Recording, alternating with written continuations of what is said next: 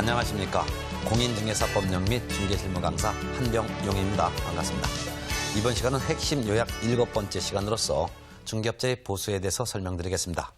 중개업자의 보수는 해마다 두 문제가 출제가 되는데요.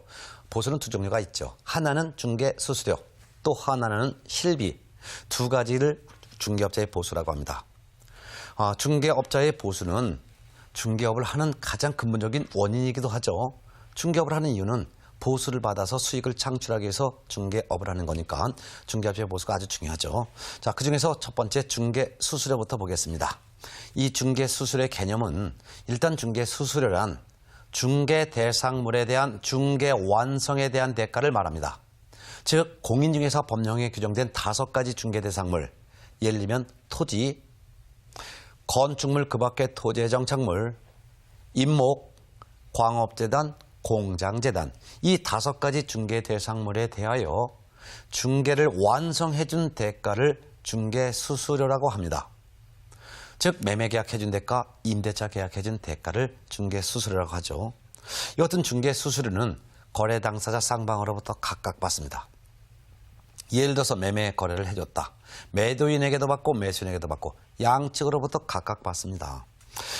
중개업자는 중개수수료 청구권이 있습니다. 부동산 중개업자는 상인입니다. 상인인데 자기의 물건을 파는 상인이 아니라 남의 물건이 팔리도록 중개를 해주는 상인이다 해서 중개업자를 중개상인이라고 하죠. 그렇지만 중개상인도 상인은 상인이기 때문에 상인은 타인의 사물을 처리함에 있어서 공짜가 없습니다.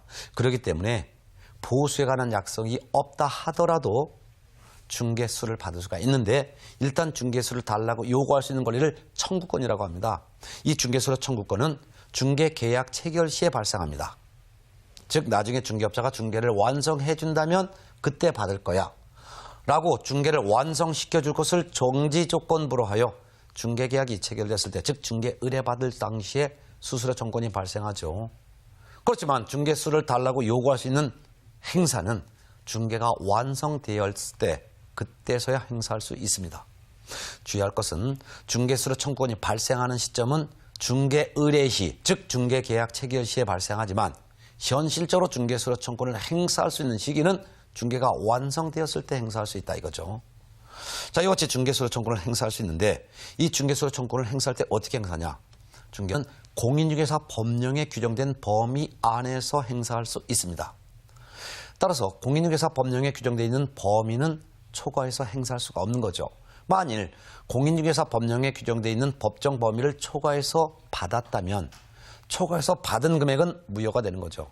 또한 초과해서 받기로 약정을 했다면은 법정 범위까지는 유효한 약정으로 인정하되 법정 범위를 초과해서 한 약정은 초과 부분은 무효가 되는 거죠. 이것이 법정 범위 안에서만 받아야 됩니다.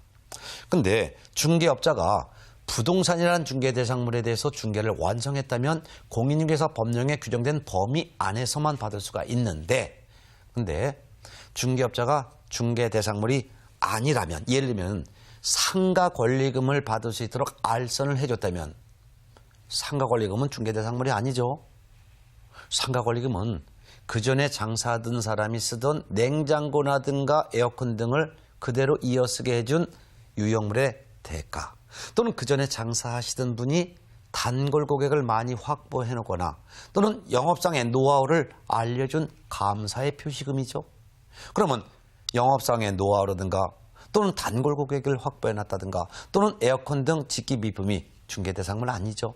이같이 권리금은 이같이 유형물, 무형물에 대한 감사의 표시금이기 때문에 중개대상물이 아니죠. 근데 중개업자가 상가 임대차를 중개해 주면서 상가 임대인이 권리금도 받을 수 있도록 알선을 해줬다 하면은 권리금에 대한 알선 대가는 중개대상물이 아니기 때문에 공인중개사 법령상의 중개수수료 규정이 적용되지 않습니다. 그렇기 때문에 권리금 알선에 대한 대가는 의뢰인과 중개업자가 약정으로 자유롭게 정해서 받을 수가 있는 것이죠.